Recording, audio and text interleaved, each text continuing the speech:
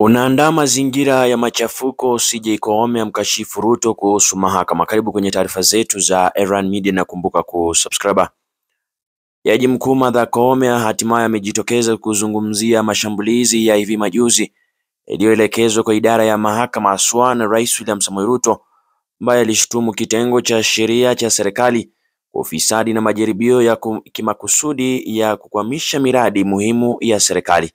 CJ Koome katika risala ya ndani kwa majaji na watumishi wa mahakama iliyotumwa pia kwa vyombo vya habari alilaani matamshi hayo kwa kuwa yanagusia mambo ambayo kwa sasa yanajadiliwa mahakamani, akibainisha kuwa yanaweza tu kuwatisha majaji kutoa uamuzi kwa njia fulani. CJ aliendelea kuwahimiza majaji na wafanyakazi wa mahakama kuendelea kutekeleza majukumu yao kwa mujibu wa sheria bila ushawishi wowote usiofaa kutoka kwa mamlaka yoyote, akiongeza kuwa tume ya huduma ya mahakama GSC itawalinda.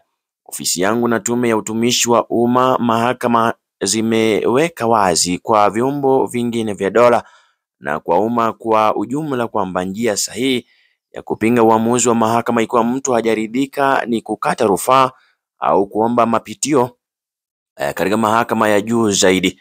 Kuwashambulia majaji na afisa wa mahakama waliofanya uamuzi hadharani kunadhoofisha maadili yote utaratibu wetu wa kikatiba, alisema.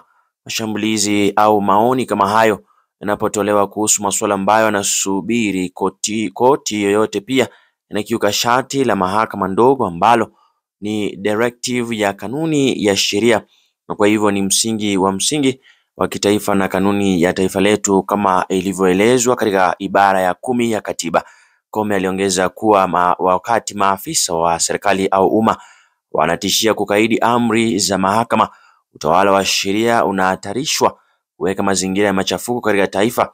Kwa hakika kukaidi amri za mahakama kunaweza kuvunja imani ya umma iliyokabidhiwa kwa maafisa wa serikali na umma ambao wanapaswa kutenda kila wakati kwa njia inayoendeana na madhumuni au malengo ya kikatiba.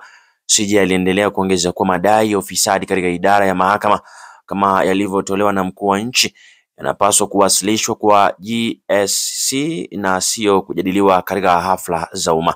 Aidha, aliahidi kushirikiana na vyombo vingine viwili iwapo serikali, mtendaji na wabunge katika jitihada za kupata taarifa kuhusu madai hayo ya rushwa na kutafuta ufumbuzi. Ndizo taarifa za hivi sasa mtazamaji wangu, lakini kumbuka leo hii chama kile cha LSK kinaendelea kufanya maandamano katika jiji la hapa Nairobi. Viongozi ama mawakili wakuu ikiwemo Eugene Wamalwa, Kalonzo Musyoka wakihudhuria hafla hiyo. Ndizo taarifa za hivi sasa. Unaweza toa maoni yako hapo kwenye comment section kuhusiana na serikali ya Rais William Samoei Ruto ambaye inaendelea kushambulia idara ile ya mahakama.